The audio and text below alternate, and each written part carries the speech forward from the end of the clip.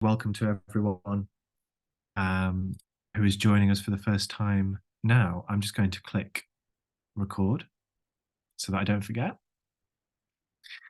Welcome everyone to the second session of 50 years of Project Tiger, Conservation, Conflict, Critique.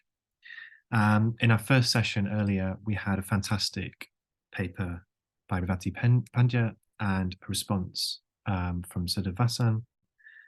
And now we're going to be hearing another paper from Sonakshi Shrivastava with a response from Ambika Ayadurai.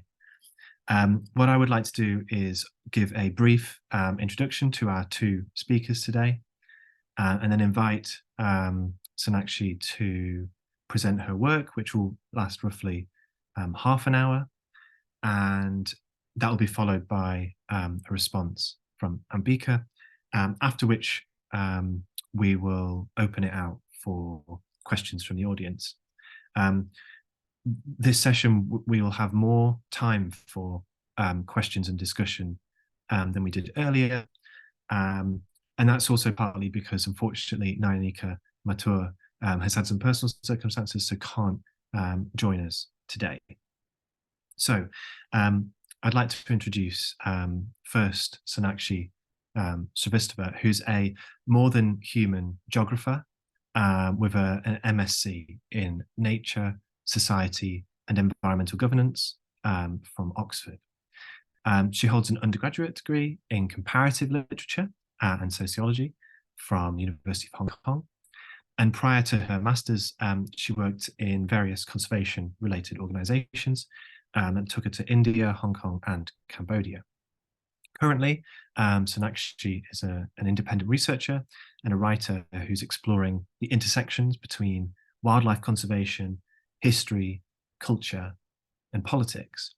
And we're very, very excited to hear Sonakshi's research today with a paper that's called Tiger Atmospheres, Inequitable Topologies of Affect in Todoba Andari Tiger Reserve.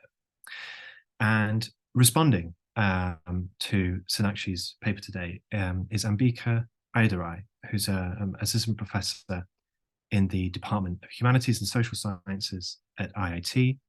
And Ambika has studied at various places, the Wildlife Institute of India, University College London, and the National University of Singapore. And throughout those studies and since, she's really developed a kind of central interest in human-animal relations and community-based wildlife conservation. Ambika is a truly interdisciplinary scholar, having started her academic journey in biology, the biological sciences, before pursuing environmental anthropology. She's published on tigers, yes, but also on numerous other species that often go under the radar, that don't get the resources that they need, particularly in a world in which Project Tiger is so central. Gongshan muntjacs, elephants, different bird species. And on the question of human-tiger relations, Ambika is the author of an OUP book from 2021 called Tigers Are Our Brothers, an anthropology of wildlife conservation in Northeast India. So thank you very much, everyone, for joining us, and I'll pass over to Sonakshi.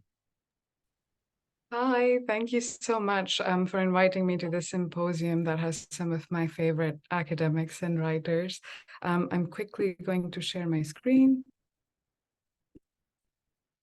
Okay, so this research revolves around the affective responses of different groups within Todoba Andari Tiger Reserve in Maharashtra, India. It was part of my master's dissertation and is based on 5 weeks of fieldwork carried out in the reserve. In addition to this research, I also worked as an intern for the Forest Department, conducting a survey on alternative livelihoods of communities living inside the reserve.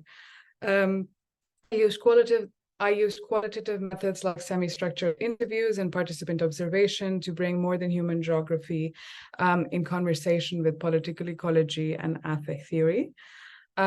Given the diverse nature of this audience, I will incorporate the explanation of these theoretical frameworks as I discuss the findings of this research. This was a short-term project, and the findings reflect the length.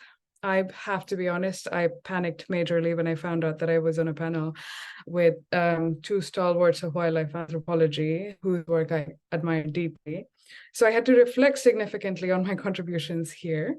Where I would like to take this discussion is to think through this research and also the nature of short-term research, and how students can think about engaging in fieldwork with communities that live in proximity to tigers. I don't think the findings of this research are particularly novel, but such findings do need to be reiterated when discussing the length and breadth of Project Tiger, especially coming from researchers based in universities in Global North. So an overview of how I'm going to organize this discussion. First, I'm going to go over the concepts of learning to be affected and cultivating an ethics of detachment. I will then elaborate on how that translates to everyday challenges of living in proximity with tigers through the idea of atmospheres. And finally, I will tie all of this together by reflecting on urban wildlifers' reluctance to fully accept the everyday challenges of living close to tigers. I know this sounds like a bunch of buzzwords to some of you, but I promise it will make sense as I go on. So I'm afraid I'm going to have to offer a bare bones summary of more than human geography, given the time considerations. And one of the key tenets of this geography is to dissolve binaries like nature, culture, human, animal, nature, society. Many scholars argue that all living beings emerge from and make their lives within multi-species communities. Simply put, humans are not the be-all, end-all of this world, and all manners of things become more interesting once we stop assuming that we are the only place to begin and end our analysis. Scholars like Donna Haraway broadly argue for a generative, convivial, and caring relationship with the more than human world. In the context of India, Kritika Srinivasan and Man Barua have written about various more than human relationships. But within this geography, I was also drawn to a very specific idea, and that is learning to be affected by animals. So learning to be affected is a notion that beyond the binaries of good or bad, beneficial or harmful interactions with animals, there is a need to learn how to be affected by animals. And one of the earliest iterations of this research was done by an ethologist who studied Hans the horse's ability to answer mathematical questions. Hans the horse could do that because of his ability to read subtle cues of the human body. However, in return, Hans was also teaching humans how to perform the cues that he needed. Both human and horse are cause and effect of each other's movement. Both induce and are induced, affect and are affected, both embody each other's mind. This isn't just answering about mathematical questions, although that is pretty cool. It is this idea that the human and more than human relationships are co-constituted. Human and horse are affecting each other in subtle, even non-perceptible ways, and yet the resultant relationship cannot be confined to the bounds of a good or bad interaction with Hans. It is a completely enmeshed relationship. So this concept has been used by many academics to argue for attunement with different animals. Hinchcliffe and colleagues narrate how they learn to become noses to search for water voles and assist conservation organization. Similarly, Christopher Bear writes about an octopus, Angelica, in an aquarium in the UK and argues for understanding the individual nature of animals. So learning to be affected entails that we open ourselves to amiability, friendliness, and a radically different relationship with the more than human world. I think most people who care enough to tune into a symposium about Project Tiger would agree with such sentiments. It seems like an exceptional idea. At least that's what I thought as a student, until I went to do my fieldwork. And I quickly realized one doesn't need to learn how to be affected by animals. You are constantly being affected by the tiger. No matter what you do, where you go, and whoever you talk to, the tiger is going to come up. Sentences like, oh yes, a tiger just passed by 10 minutes ago. Have you seen a tiger yet? That would be too late in the night. Tiger movement is high in this area.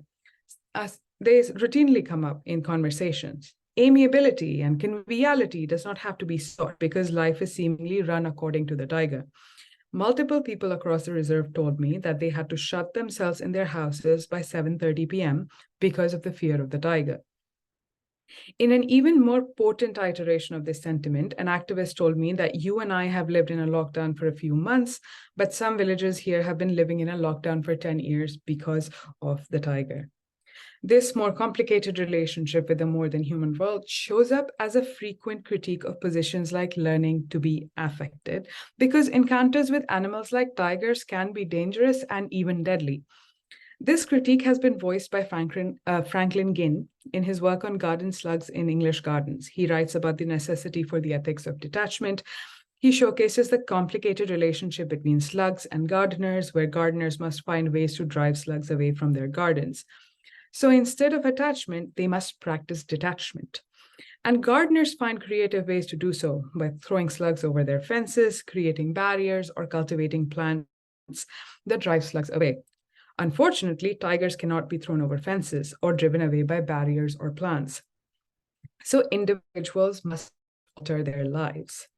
I surveyed nearly 45 households for my work with the Forest Department in 2 different villages, and a majority of participants surveyed said that they no longer keep livestock due to the fear of the tiger, both in terms of taking the risk of grazing livestock in the forest and incurring financial losses in case the livestock is killed.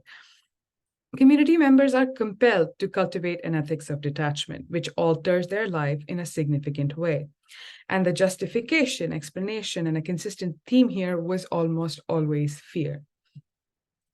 Fear has been theorized extensively, specifically in human-wildlife conflict. Manwar writes about complicated human-elephant relationships that could lead to significant financial loss, and also like mental health considerations. You could always read Crooked Cats. But a lot of research focuses on moments of heightened conflict, like when there is a man-eating cat that is killing a number of people. But multiple forest officers, community members, and an activist agreed that human-wildlife conflict was not a big problem in Tadoba. Repeatedly, I was told that this happens only in other places. And yet everyone had a story of someone who had been killed by a tiger. So community members still had to contend with fear in everyday life. And since the fear is not associated with a particular being, it becomes porous and creates atmospheres of fear. I come back to the geographers. They say the entanglements of bodies with the space they are within has been termed atmospheres. Atmospheres are a kind of indeterminate affective excess through which intensive spacetimes are created and come to envelop specific bodies, sites, objects, people, and so on. And all may be atmospheric or may feel and be moved by atmospheres. I think the usage of atmosphere is really important here because I'm not, again, talking about a particular animal that you can escape from or that you feel fear in particular like place. It's necessary to articulate this. It's because we're talking about atmospheres that are nebulous and can be suffocating at times. And various people also said that there is no escape. Let me try to elaborate this through examples. There's a village called Sitarampet, which I surveyed for my work with the Forest Department, where sometimes I often ask them, do they feel fear? And they always said, of course we feel fear. Somebody said, everybody had a story of my brother or somebody's mother or this person when the village was killed by a tiger. But Sitarampet as a village was also more susceptible to individuals being accidentally killed by tiger because of their location, as they were attached to notably thicker parts of the forest. Moreover, the survey made it abundantly clear that the village was not receiving as many benefits from ecotourism as the villages like Moharli and Agarzari, because they're bigger and closer to the core and buffer gates. So this comparative and underdevelopment involved houses being made of mud or involved people sleeping outside in the intense heat of a central Indian summer. These conditions under which this entire village lives aligns with what Sarah Ahmed calls the unpleasantness of fear, which entails that the lived experience in the moment is not that great, but people still must live under live under an anticipation of hurt or injury. The anticipation of pain heightens with every accidental killing. It is not confined to the killing. It is related to the presence or even the absence of the tiger. Sometimes the worst does come true. In what has now become the village's anecdotal staple, both brothers of a village resident were accidentally killed by a tiger weeks before one of his daughters was about to get married. These were two separate incidents. Community members often point to the spots, the places, and the closeness of where the tiger was last seen within the village.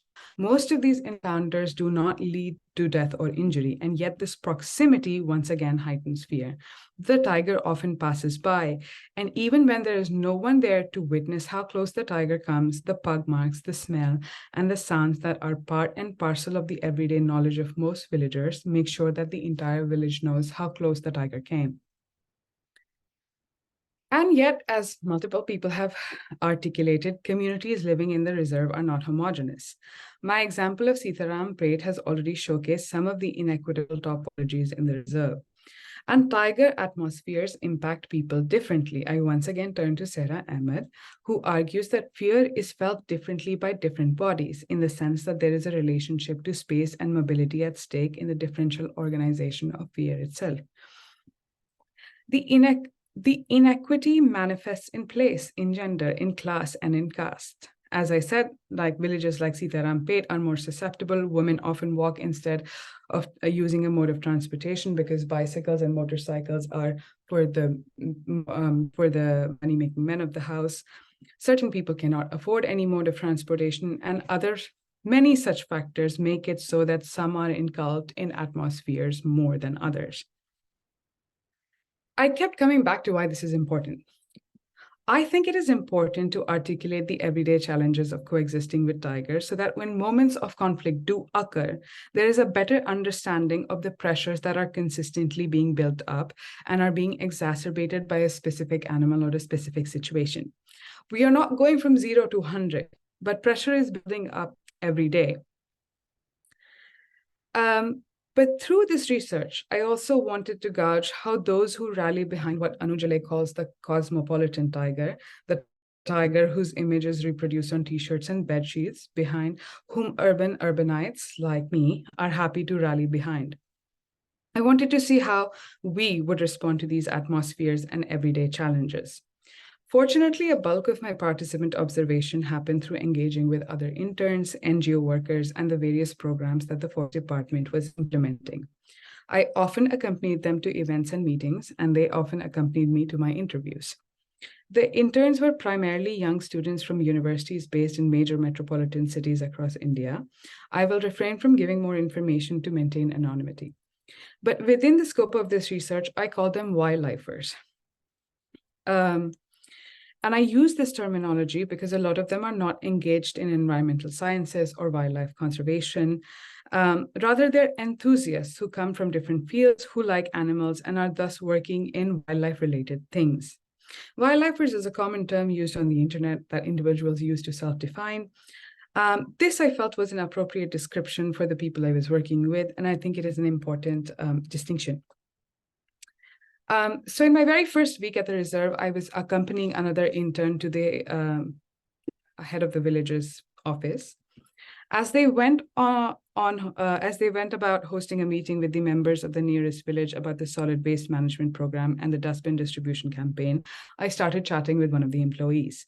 Our conversation invariably led to the perception of the Forest Department, on which he had particularly strong and not positive opinions.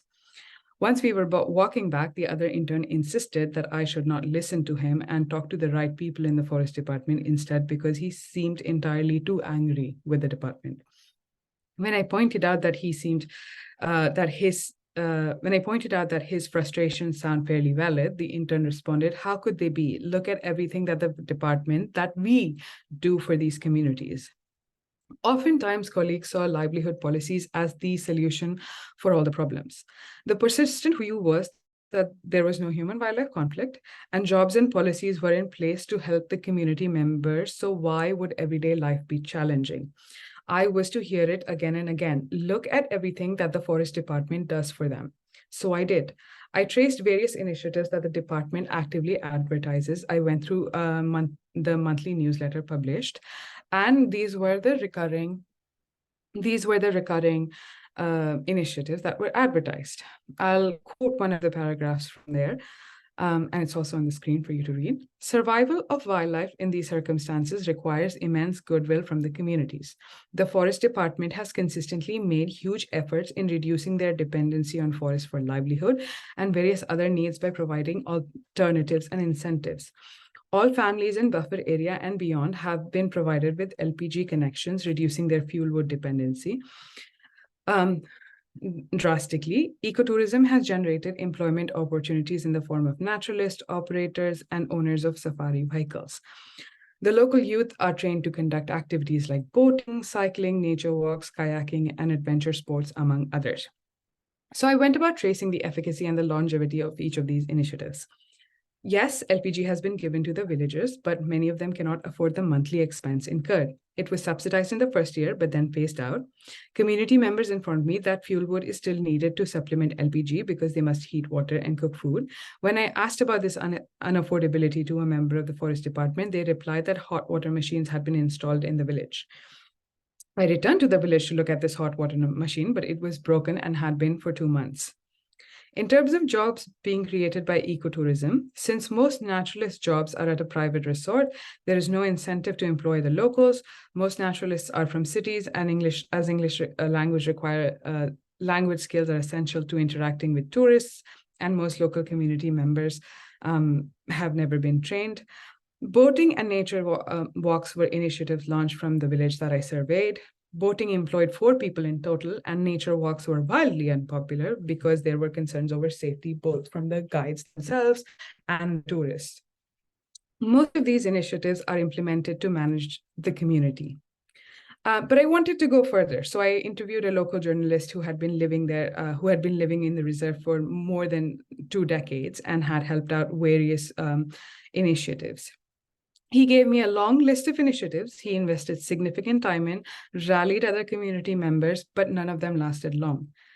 We discussed at length how frustrations related to livelihood are related to fear, because the less resources you have, the more likely you are to be walking or sleeping outside or living in a mud house. There is a lot of this potential here to discuss bureaucracy, colonialism, neoliberal tourism, but actually Revathi elaborated most of these intersections really well in this morning's session. So that's really good for me because everybody has context. And very similar concerns exist in Tadoba as they do in Corbett.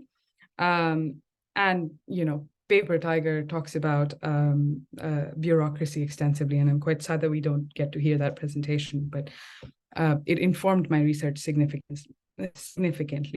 But I wanted to then think about us as the wildlifers as extension of bureaucracy.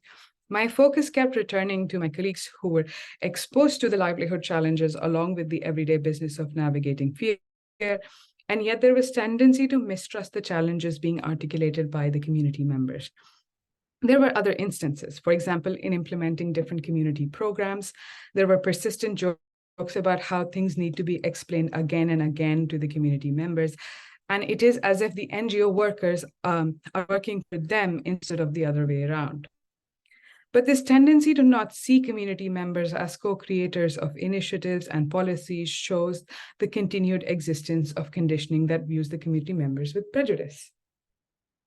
I think one incident showcases the interconnectedness of the issues that I have discussed so far.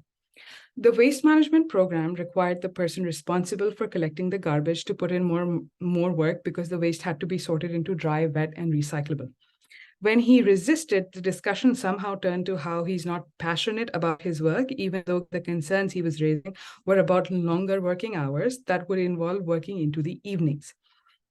At this point, we had been repeatedly told that evenings were the time when fear was heightened, and during which we were not allowed to leave the accommodation.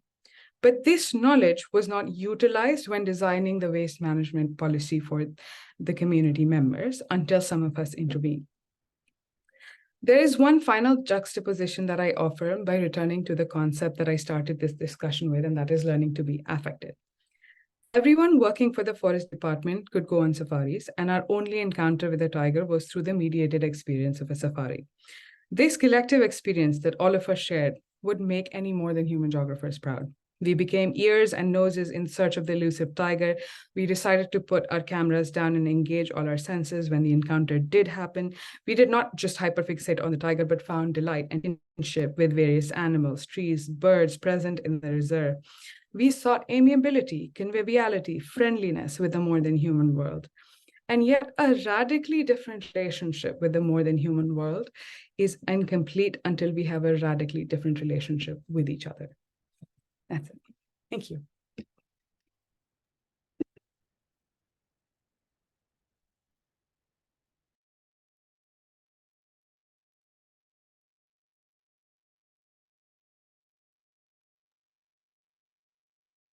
Thanks so much, Sonakshi. Really, really great paper.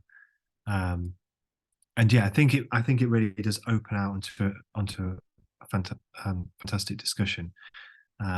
So I'll pass over to Ambika to get us started. Thank you so much, Sonakshi. Fantastic paper. I think I really enjoyed.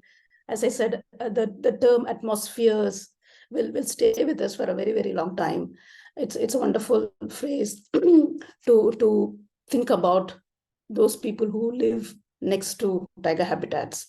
And this question of what happens to the local community, the social cost that communities pay because of the chance element. It's a chance element that they happen to be next to the tiger reserves or any protected area. So the idea of fear is very important. And also your paper adds to the emerging scholarship of human, non-human entanglements, more than human studies, and also in the multi-species ethnography. And most important contribution of your work is how do we understand the lives of communities? We often tend to measure the quality of their life or the loss of their lives or the loss of their property through economic paradigms. The idea of how many cattle did you have and what is the cost of the cattle, and then you can calculate. What you have shown is there are other costs that people pay, which could be mental health and also fear. I think it's a very important, very, very important angle to look at, to examine the lives of local communities. Can we measure life? Because it's about affect. So what a family who lives next to a tiger reserve would experience is something many of us cannot, even imagine the kind of fear. This is true for people living next to, close to elephant habitat. And so the other cost other than economic, I'm sure people must have measured in terms of opportunity cost and time spent in safeguarding your field while you could have done other forms of livelihood. But here fear is very, very personal, very emotional.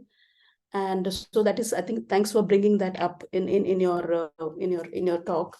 The second interesting, very important aspect that your paper talks about is this very dominant narrative of conservation is of this hyper separation of nature and culture. And here you have shown that it's impossible to look at a landscape or community by separating this. The national park model itself is questioned because of this separation between nature and culture. So thanks for reminding and also pointing that this is the problem with national park model, and then and highlighting that this is very problematic to look at the things in a very hierarchical way of prioritizing nature over culture. So that is very important. And I was also wondering, because you mentioned more than human, but I felt that the stories of people are very, very interesting. If people are living under fear, can we understand how the tigers, whether even tigers also live under fear? So I'm just trying to sort of turn the table here and then ask the other species. This is a very important story. I'm not, it's very important that what people go through. So my question is, in this landscape of fear, this is a phrase that, it's a 1999 paper in behavioral ecology. It's a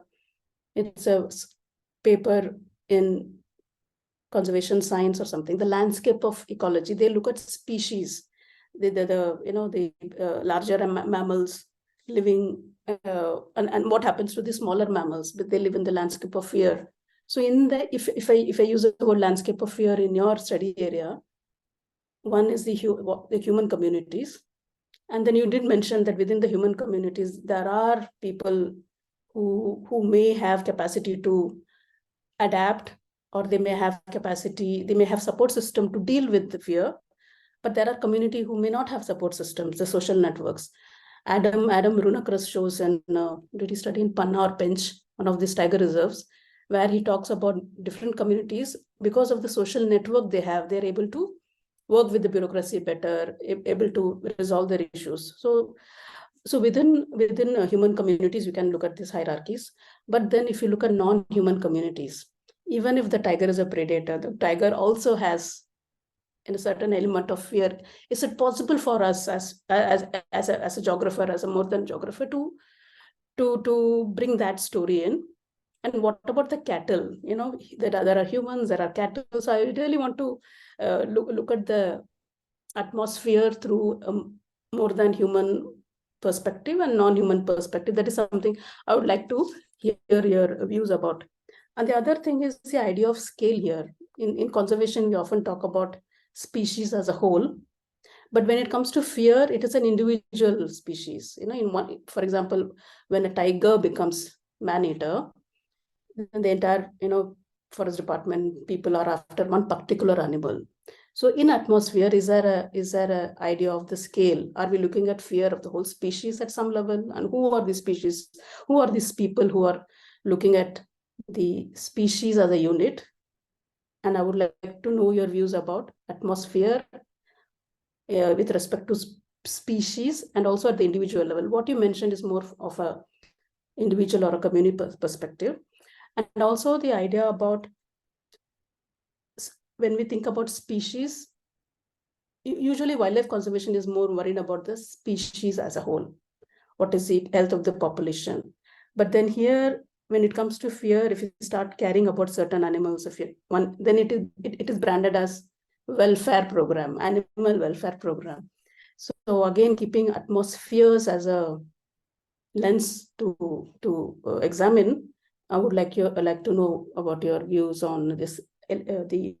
What is the unit of understanding? And this also is related to the attachment detachment paradigm you mentioned. Conservationists would claim that there should be detachment when you're working with, because it's science, and science would claim that the affect theory is something very social, personal, but when it comes to science, there has to be detachment. And whereas in ethics of care, there is more of thinking about, so science has detachment, so conservation science looking at detachment, and welfare, where people who are concerned about welfare of the population is seen from the angle of attachment. So I was wondering, I think this is a very, very interesting, I think this, your paper is very, very rich. And then the next point I want to make is in addition to fear, in many places, for example, in the example of Avni, the tigress which was killed, I read that there was, the animal was shot, the tigress was shot, but in the same area, people also built shrines for tigers. So there is a contradiction. So fear is not constant, but it can also go along with fear plus maybe pride or something else. So I want you to talk about other forms of affect. So fear is one, but what could be the other ideas of affect here?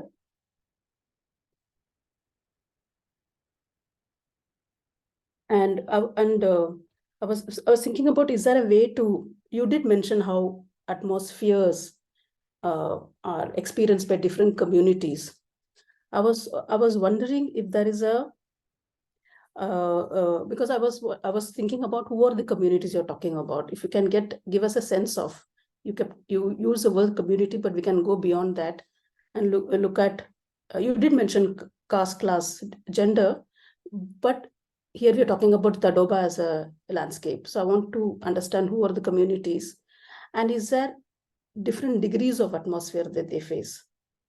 And again, this goes back to my earlier point about which communities are able to deal with this better.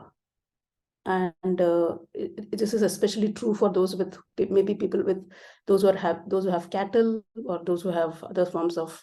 So is fear different for different communities? One thing is the degree of fears, but are there different ways of talking about how do people articulate about this?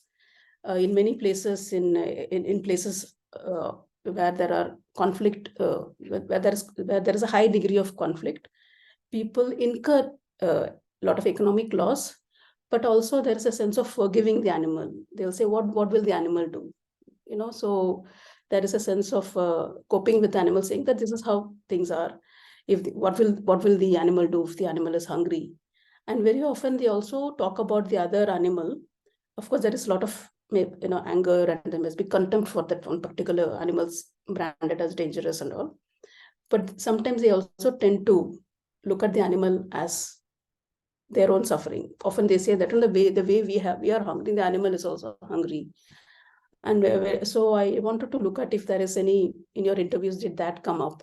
Why I'm asking is just because this is one ways of dealing with fear. We'll never be able to understand what people are going through, but how do they articulate about this fear? And is the articulation, are they angry with the tigers that are killing the cattle, or they're angry with the forest department? Because very often people see tigers as the property of the forest department. So is the fear distributed across the landscape? The fear for the animal, but then because of the fear, and do they have?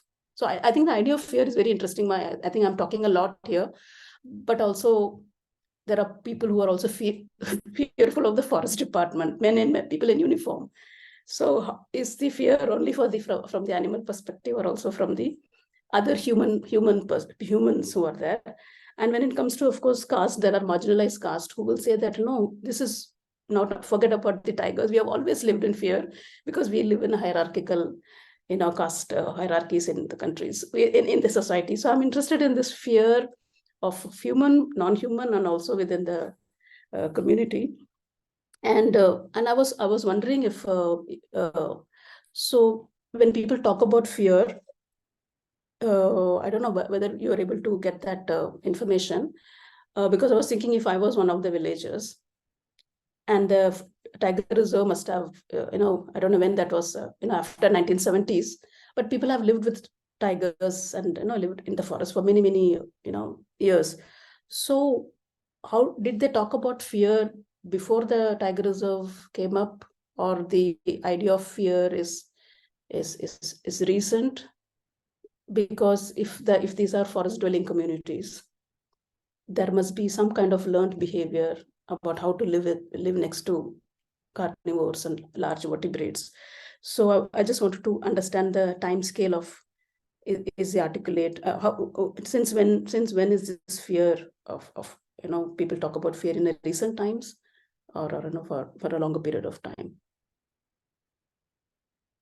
Yeah, I think this is if I have some more questions, but fascinating paper, and thank you so much, Sonakshi. I think I've written a lot. One thing I did not understand is the linkages between the urban wildlife story and the atmosphere story.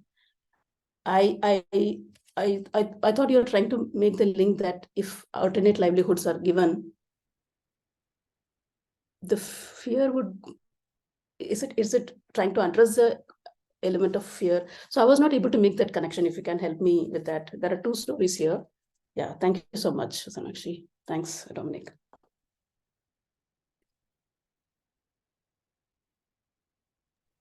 Okay, so I thank you so much. I am really glad that you liked the paper, and I noted down all the questions and I'll respond to them. But let me start by addressing like the linkages between the urban wildlifers and why I think they are important to this conversation about fears.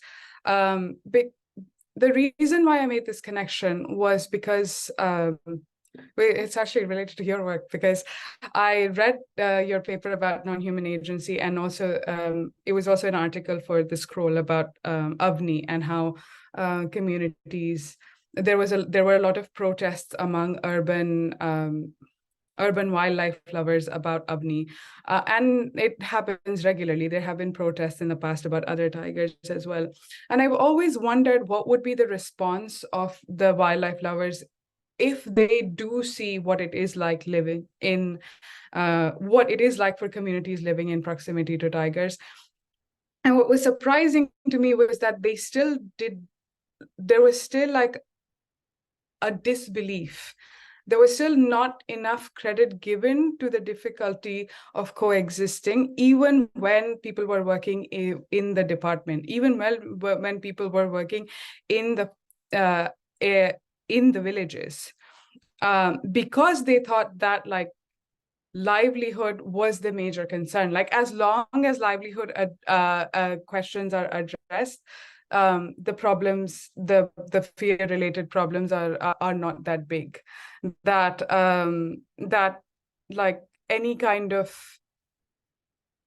financial stability would like take away all kinds of take away all the problems. So all we need to do is come up with good enough livelihood policies. So that was the sort of connection that I was trying to make. But I'll go over some of the questions that you had. And the question about what happens to the tigers, do they feel fear, is such a important question, and I thought about that a lot. But I think in order to like address that question adequately, I'd have to do like part observation, multi-species ethnography, and like be able to observe the animals, or work with people who work with animals enough to be able to articulate that question, to be able to like answer that question.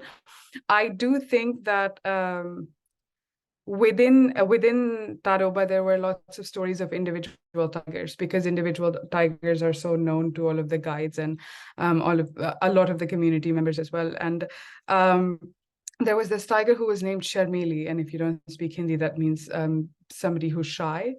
And apparently Sharmili was no longer Sharmili because she was just so used to the jeeps and stuff.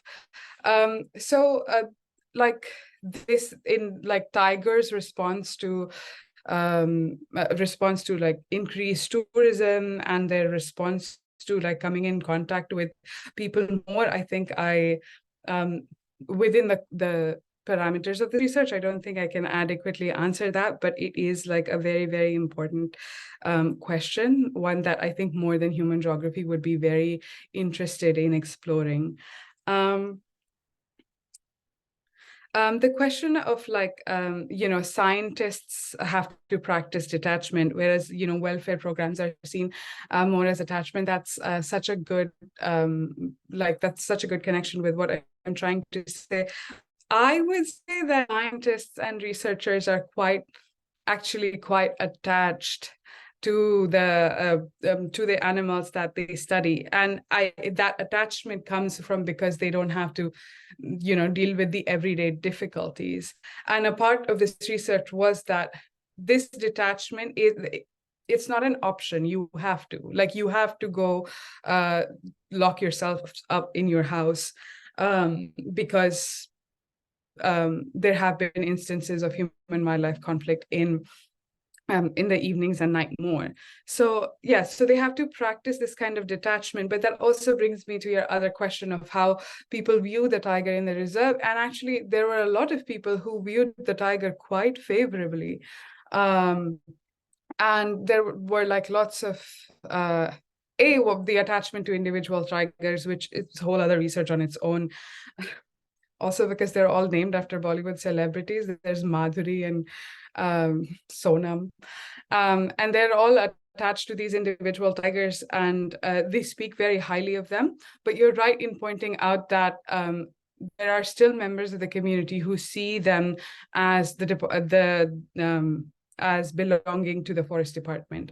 There were, when I was conducting livelihood surveys specifically in reserves that were in villages that were not receiving as many benefits, there were a few people who said it is the department, it's the department's tiger, it's not it's your responsibility. Like, and if you work for the department, then it's equally your responsibility to deal with this tiger. I don't necessarily care that much.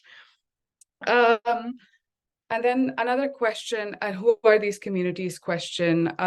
So the research that I did was confined to 3 different villages, and 2 of them were the ones that were not receiving as many benefits from the livelihood initiatives. And a majority of them were made up of the Gond community, so they were tribals. And then one of the bigger villagers that I did research in, that had more that was more mixed, because there are a lot of people from different villages close by, or from even cities, had moved into that village in order to like take in advantage of the livelihood initiatives. But they were also as you pointed out, there were also people who had like more resources and more networks, and were then able to like really benefit from a lot of the livelihood initiatives. Also the timeline. People have lived with fear. That is also an interesting question that I thought about. And in my interactions with the community members, the perception was that tiger numbers have gone up. And I'm saying that is the perception because the forest department was contended this information. People said that 20-30 years ago, most of my survey participants said that 20-30 years ago, the chances of actually meeting a tiger in the wild were quite low. And because tiger numbers have gone up significantly, that is why more and more encounters are even happening. And one of the reasons why the villages were more fearful was because each encounter led to, led to increasing in this idea that, oh, like a deadly interaction can happen. So it's in this case, it seems like it's related to increased tiger numbers, perception of increased tiger numbers as well. And then finally, the question of affect and scale. That one also is a difficult question for me, because I feel like affect is so it is tied to individual experiences. And even in speaking, as you articulated really well, even in speaking of like these communities and affect, it is not possible to do it without like collectivizing some experiences. But that is something that I would like to think more about, of how affective responses can be scaled up and can be thought about for different groups differently. Yeah, I hope I answered most of the questions. Thank you so much. Thank you both for really interesting exchange. And I see that Susan has a raised hand, which I imagine is to ask a question. And so does Pranav, which is wonderful. So I will step back and allow them both to ask their questions. Thanks, Dominic.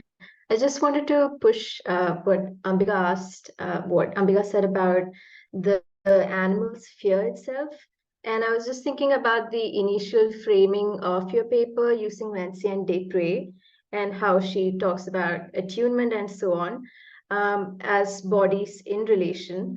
And even the Sarah Ahmed quote about fear being felt differently by different bodies, or even the description of atmosphere as something that is pervasive and that kind of brings or affects everything under that umbrella. So then, would you say that it is logical then to extend fear to other beings in the same place too, and that you need not turn to multi-species ethnography or ethology to arrive at a conclusion that yes, animals also do feel fear?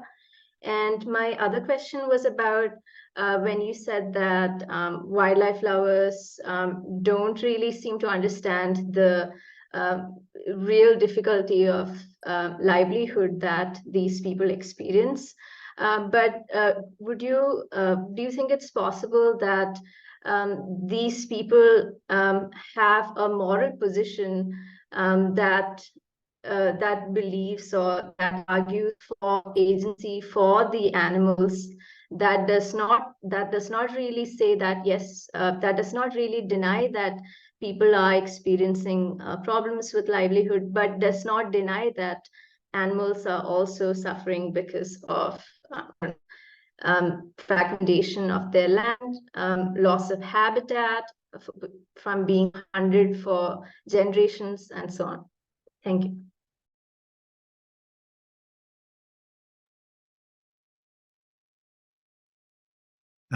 Sonakshi, up to you, I think, whether you would like to address Susan's two questions now, or whether you'd like to take another question before responding. Up to you. Maybe I'll answer these questions because there are two of them, and I do get distracted quite easily.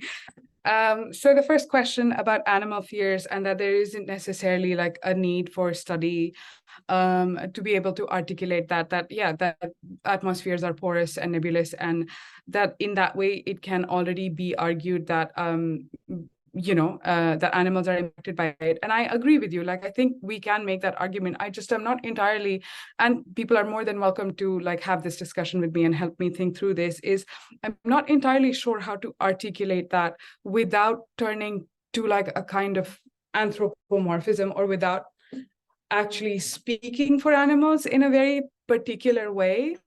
And I was very interested in looking at creative methodologies as well, to see if I can do this, but ultimately I couldn't go beyond thinking that I'm like speaking for the animals in a very specific way from a very specific position. And the reason for my like bringing up of ethnography is also to understand like human animal relationships in a more detailed sort of a way, and so that I'm able to go beyond my like very specific positionality. So I do think that there is value in just saying that, oh, there is these things impact animals, but I am not entirely sure of how we can do that. Maybe literature has answers. And the second position, I also I am in complete agreement that people could have the moral position that cares about animals and like the injustice being meted out to animals, and then at the same time not deny that communities living in proximity to tigers are marginalized and are being harmed. I think that is what I'm saying. Like, I really like a lot of what More Than Human Geography has to offer. What my critique is that in a lot of ways within the context of India, I think it's seen as like liking animals is in itself an inherently good moral position, and that a lot of the times people are not able to see the nuance. And I'm not talking about like social scientists or people who are enmeshed in the literature. I'm talking about a lot of people, and this is coming from several years of experience, because I've worked significantly in ecotourism, and and I've always talked to people about their love for animals and why they're interested in like ecotouristic activities. And so a lot of those conversations revolve around like this kind of this kind of absolute love towards animals in a way that sometimes does undermine the reality within which communities live in. And I think an example of that is in 2020, when there was this elephant who ingested a gunpowder that was laced in some kind of a fruit, and then unfortunately passed away because of that. And then there was a huge cry, and there was like a huge moral crusade against how the people who did this need to be punished significantly, and they need to be even given the death penalty. The whole thing was going viral. And I think in those cases, when nuance is required, a lot of the times people who love animals forget this kind of very complicated relationship. So that's more where I'm coming from, and not saying that people can't hold those two things in tandem with each other. Yeah.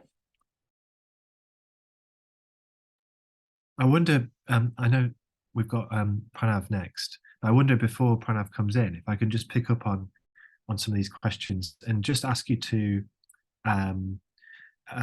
tell us a bit about how Eva Giraud's work fits into all of this. I noticed on one of the first slides there, you had what comes after entanglement up there as sort of evidence in a way of more than human geography, but also, obviously one of the key hypotheses of that book is that the kinds of conceptual framings and experiences, phenomenological experiences of human-animal relations that are endorsed in a way by multi-species ethnography, that they have certain limits to that, and the discourse of entanglement might get itself entangled in something, right?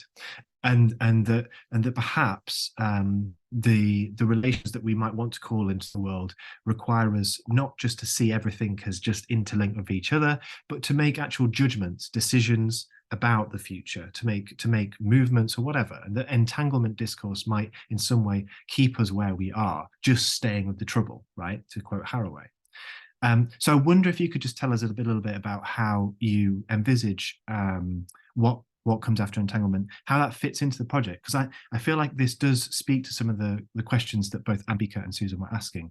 So that's my question. Before you answer though, I would really like if we can hear from Pranav.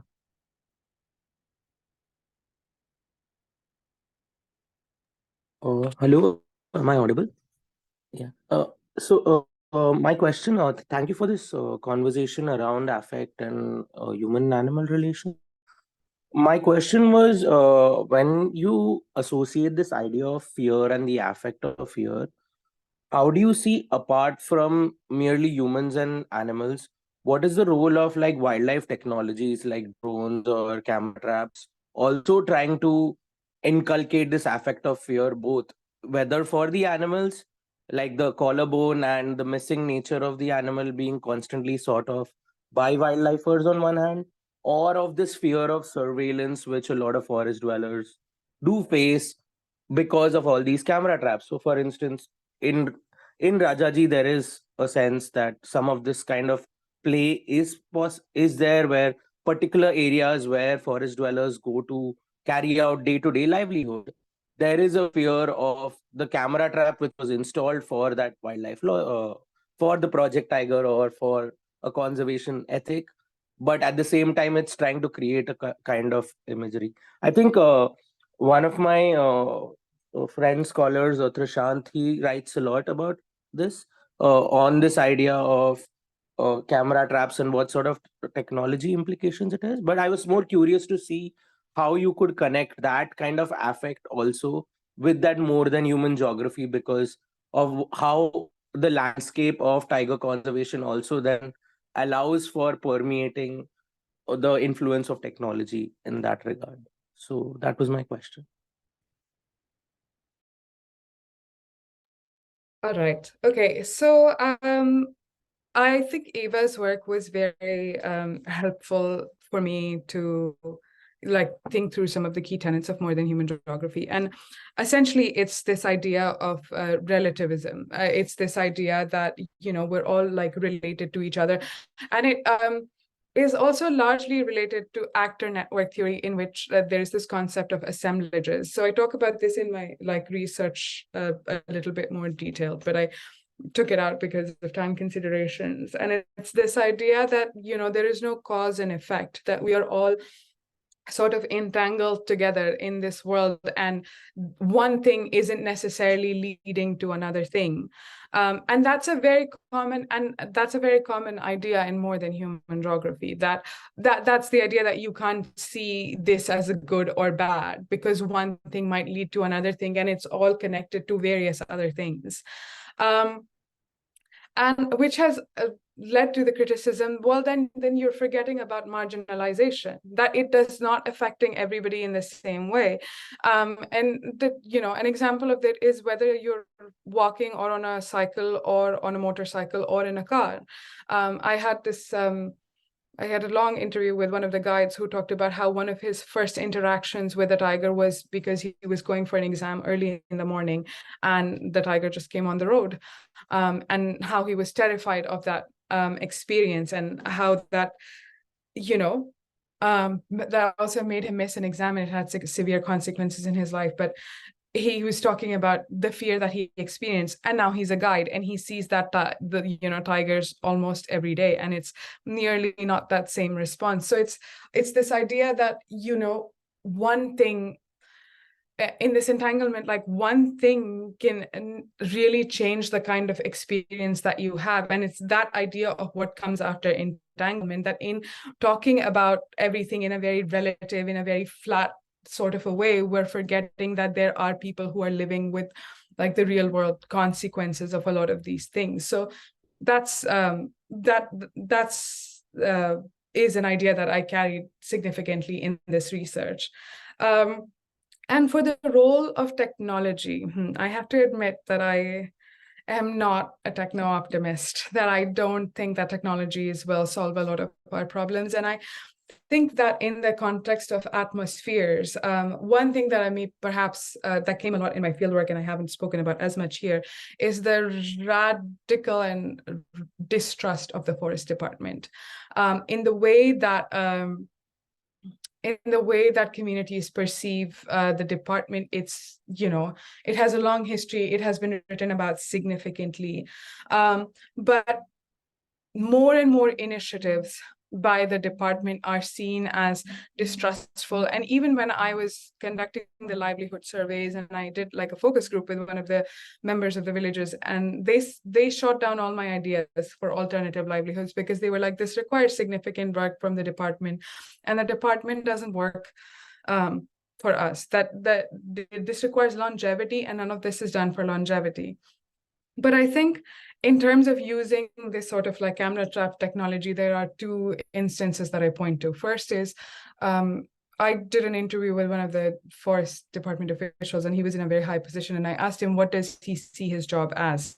What does he think he's supposed to do? And he said he's supposed to protect the land, that his job is to protect the land, and that it is to ensure that that nobody is interfering with the ways of the land or the animals. And he then listed several things, and at the very end were the benefits for the community. And in the same vein, I asked I repeatedly asked people what the forest department can do for them, and a lot of them said the forest department is not for us. It's for the forest, and it's for the animals, not for us. So I think if you add technology in this kind of almost distrustful dynamic, I don't necessarily think that that's going to benefit. And the threat of surveillance, the threat of people, they still cut wood because they can't afford the LPG that's been given to them. So yeah, I think the threat of surveillance and the threat of coming in conflict with the forest department is still very real. And I would assume that it would just, add another element to the atmospheres. Yeah. Thank you, Sonakshi. So I was wondering if we have any final questions. I can see one hand from Nitin. Maybe if one more person has a question, then we can take both at once. In the meantime, I'll ask Nitin to unmute. Yeah, thanks, Sonakshi and Ambika, for your very interesting discussions on sort of very fascinating presentations Sonakshi made. And I was particularly interested in your response, Sonakshi, to Ambika's question about these are people who've lived with animals, and in the context of 50 years of Project Tiger, 1 years of the Wildlife Protection Act, things have changed. I mean, things have changed dramatically, as you laid out so well, in what's happened to people on the ground as a result of conservation policy. So you said your response to Ambika was that tiger numbers have gone up. So, that's how fear has also increased. But my sense also, if I may ask you a little more about what they've changed as, their role in the landscape, the role as managers, the roles as producers, the roles as people who made this landscape what it is today, and which no longer exists as a possibility. What might they have done in the past to reduce fear, and what has that left them with today as no alternative sort of scenario except to sit there and experience fear the way you've drawn that out so beautifully for us. Thank you.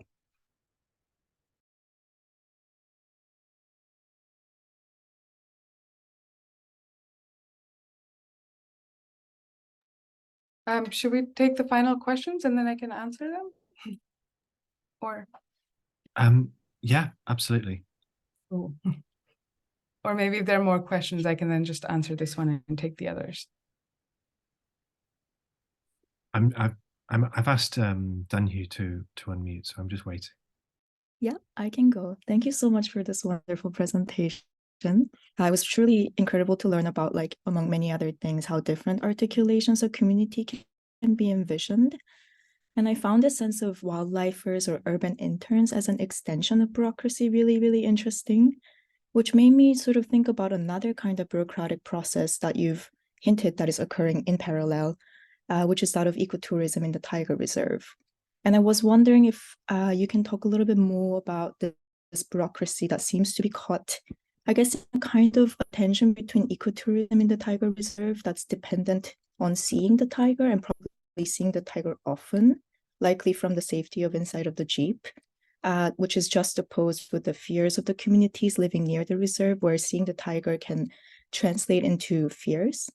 And I'm wondering, if you can speak to how tourism, and particularly bureaucracies built around tourism, might configure atmospheres, and how the residents might conceive of tourism as well.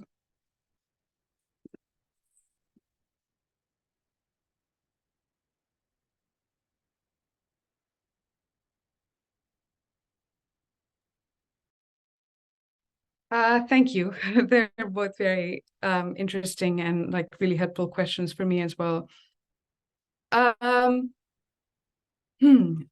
So the first question about like tiger numbers and what people might have done historically to contend with their fear, it's a very interesting question.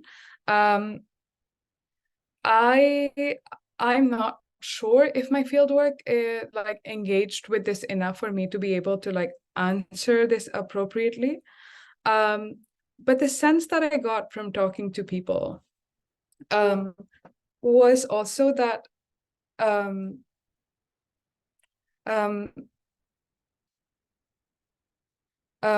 that it's not the fact that that all interaction, it's not the fact that actually, I don't know, I'm not sure if I can answer this question, because it would require me to like go into generational differences, and I think that's also the age of the people that I was able to interact with kind of like stops me, doesn't like give me enough information. So I'm actually, Nathan, that's a really incredible question, but I don't know if I'm able to like adequately answer this through this research. The second question about ecotourism and bureaucracy is also like another really interesting question. I think the centralized, like how much tourism is a part of this is like important to articulate, because also there aren't that many alternatives for livelihoods beyond tourism. And one of the things that like I discussed at length, but also was not able to, like it was insignificantly a part of my presentation here, is that lots of people don't want to work in tourism. Like tourism requires a very specific skill set, and there are people who are not interested in even like the roles of guides and like stewards, because it's a very service oriented thing that they're not particularly enthusiastic about. And a few community members articulated that they would like to, go back to the ways in which they used to like sustain themselves.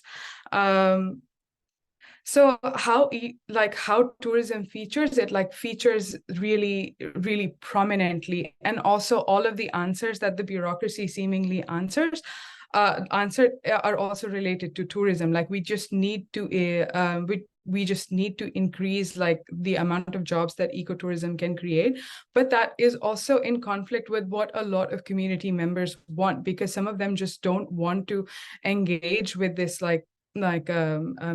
these tourist activities. But yeah, that seems to be the major response by the bureaucracy, by the forest department.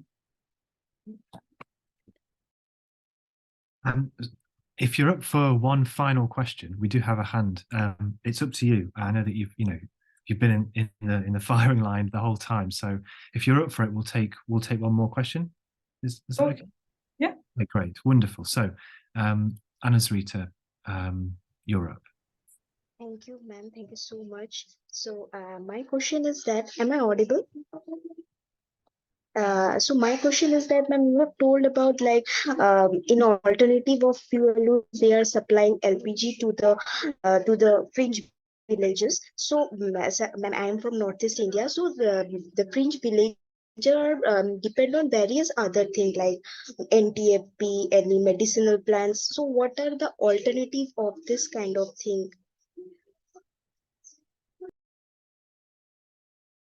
Sorry, that's a really good question, and it also is a very like nicely highlights some of these tensions of coming up with alternatives, because then alternatives for a lot of those things just don't exist, and it's sort of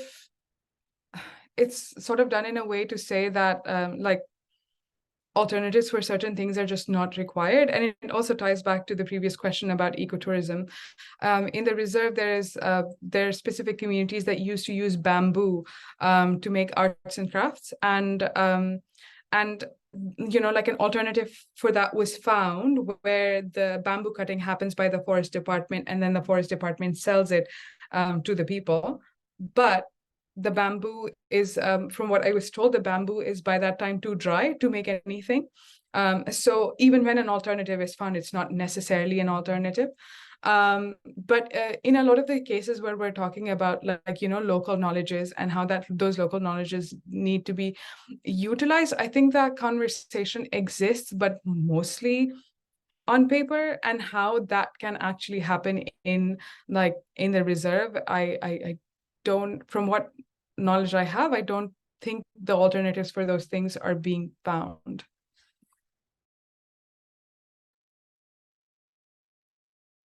Okay. Thank you to Sonakshi for delivering such an interesting paper, and for being generous in responding to so many questions, and obviously covering in some sense for, unfortunately, Nayanika's absence. So really appreciate that, and thank you so much to Ambika as well for a really interesting and insightful response. So I want to thank you all for attending, for the questions. And this is the end of today. We will be back in a week's time for 2 more panel sessions. And yeah, we hope to see you there. It'll be the same Zoom link. And of course, if you have any colleagues or friends who you think this would be interesting for them, then of course share the details. There is still time to register. People can register right up until, a minute before a session begins, and we'll be able to let them know the Zoom link. So we look forward to seeing you across the next 2 weeks and continuing the conversation. So thank you very much, and have a great evening.